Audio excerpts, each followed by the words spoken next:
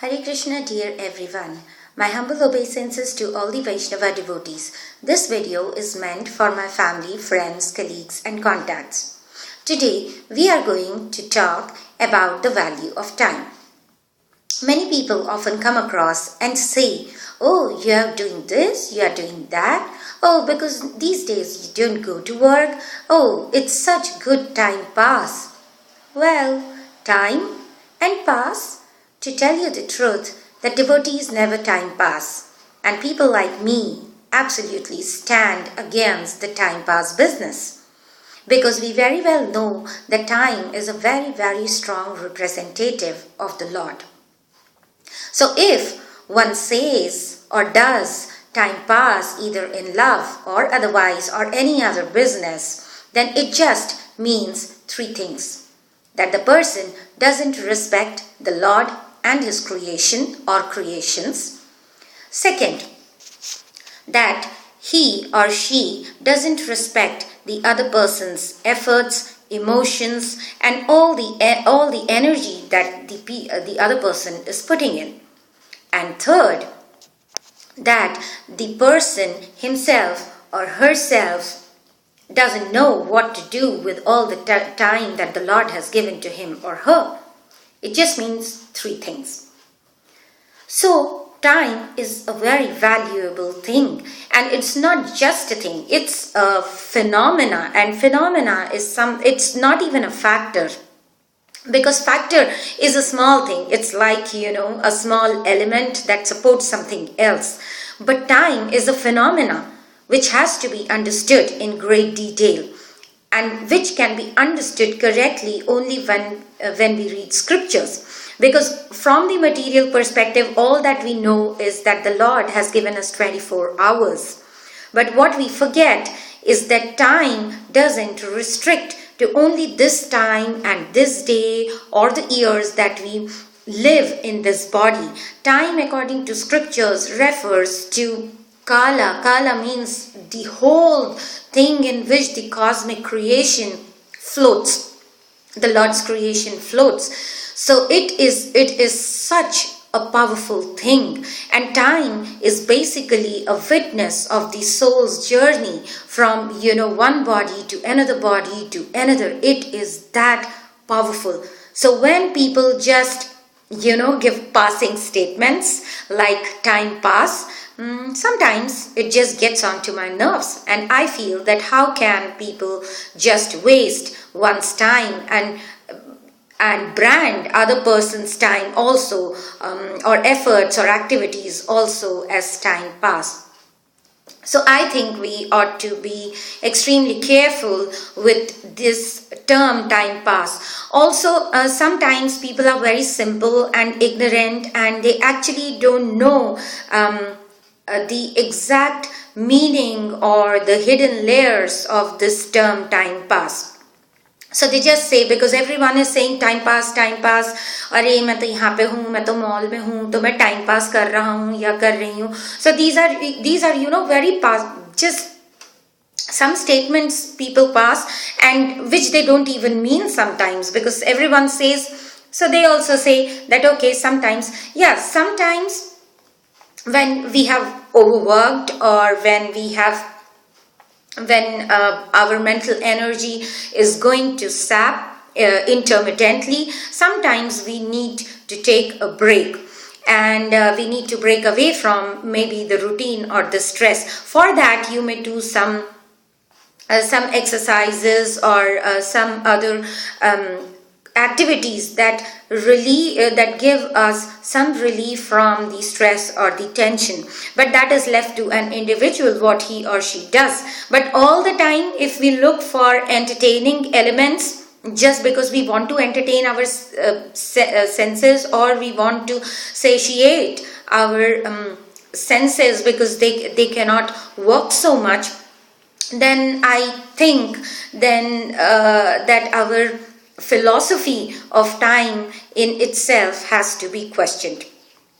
So anyway, time has basically got two values. One is the spiritual value, and the second is the material value. So material value, we can unleash If we are doing something constructive in material sense, like some student is studying, or people working in organizations put in their best efforts to give their best to the organization, all these are material activities. However, people also waste time in material sense, like watching television, when they can actually get up and do some work in the house, at least keep their house clean, do some socially constructive activities, or they spend time in gossiping, because gossiping gives some sort of negative food to the senses, because it's always acha uska to ye ho gaya. So most of the people take some sort of pleasure in talking about others. So, or having tea 10 times a day or 6 times a day, according to one's appetite, then eating too frequently, or roaming around aimlessly here and there without even knowing where we are going and what are we doing to ourselves, and then leading one's life without any aim or goal. All these are activities that support how a soul kills such precious time that the Lord has given. Now, this material time, or time in material sense, how we waste at different levels. We waste it at personal level, and sometimes we waste it at societal level too, doing some activities, some socially engaging activities that are really not fruitful, but going around to too many parties, to malls, and then upgrading our Facebook or WhatsApp or something like that, to show the world what we are doing from a personal perspective, or to maintain our so-called standard in the society. Organizations, well, I think organizations need to think very deeply and clearly as to what are they going to do, or what they are doing with themselves, because I haven't seen many organizations who have goals other than material or economic goals, because I haven't ever, except maybe one or two, I haven't come across not many organizations that give clear-cut goals to their employees, that what exactly is expected of them, so that the employee works in a particular direction. Why I am saying this is because most of the organizations, their CEOs or whoever, COOs, the big shots sitting in the organizations, I think because they have too many people to handle, also they have too many aspirations to follow. If you have aspirations means it's a clear-cut sign that you have too many desires. And if you have too many desires, which means that we are already falling into the material pool. And if we are falling too much into the material pool, it is just equal to earning too much money, and which doesn't have full stop anywhere. And it is a direct U from the concept of simplicity, from the concept of peace, from the concept of easy life, which the national and the international leaders claim to give to people with their big policies. So organizations first, the leaders of the organizations, I believe, first need to decide that what is their direction, whether each and every employee who is working with them knows what's the goal, what is their plan. Also, if the leaders keep changing their plans very often, forget about it, that you are going to get the best from your employee. It's not possible, because if the leaders don't have any goal, if the leaders keep changing plans every now and then, forget about it that you are ever going to win the loyalty of your employees. And which is why, many of the organizations face attrition, and then they say that, you cannot find loyalty. Well, that is that percolates down from above. So it's a deep concept. Yes, I agree that today's leaders also do face a lot of challenges as far as organizational management is concerned. However, there are these basic factors as well, as far as goal setting is concerned. So this is how, generally we waste time in material sense at all the four levels. However, we should not try to apply the same material yardsticks to people who have engaged their life in devotional service, or who are fond of doing spiritual activities, because the spiritual value of time is much, much, much greater than the material value of time. Why is it so? Because material things today we can do one thing, and tomorrow that thing, that material thing may or may not have value. For example, you have a 4G phone today, it won't have any value tomorrow, because again we have 8G phone, 10G phones, etc. So we have already wasted that time, we have already wasted money, we have already wasted energy of so many people.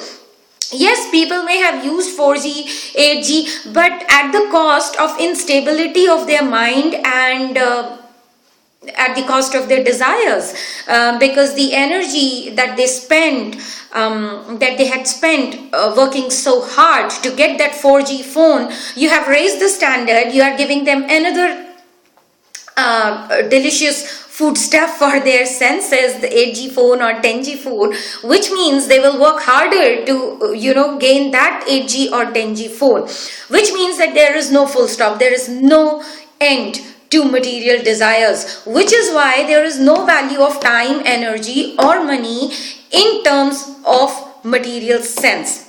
Whereas in spiritual sense, if somebody is interested at all in reading scriptures, then the person would understand that the spiritual value of time is greater, because whatever spiritual earnings a soul has from the previous births, it remains the same. It doesn't go down. So if suppose I had touched maybe Krishna in my previous life, and I had forgotten for some reason, for some material, for reason of material covering in my last life, and I have been given an opportunity to practice Krishna consciousness or God consciousness, or to at least touch the Lord and the Acharyas again in this lifetime, which means that the spiritual value has not gone down, it has only increased. So spiritual value of time never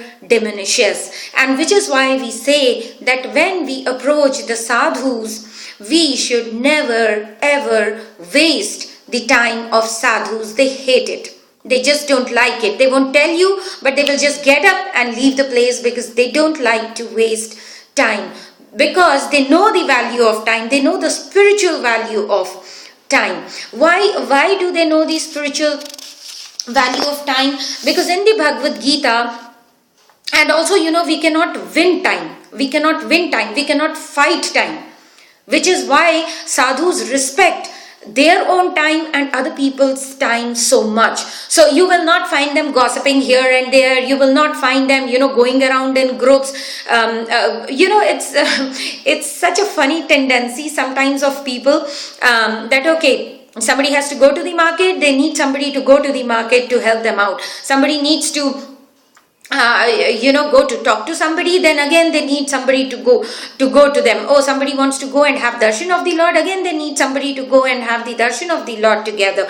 Yeah, you can have darshan of the Lord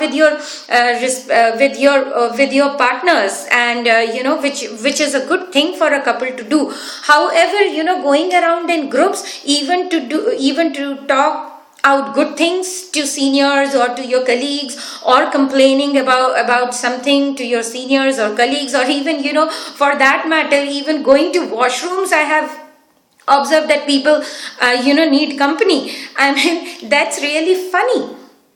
So don't expect people who practice spiritual life to do these to do the same normal things that other people do, because certainly we have to accept the fact that people who want to practice God consciousness are not normal people, obviously.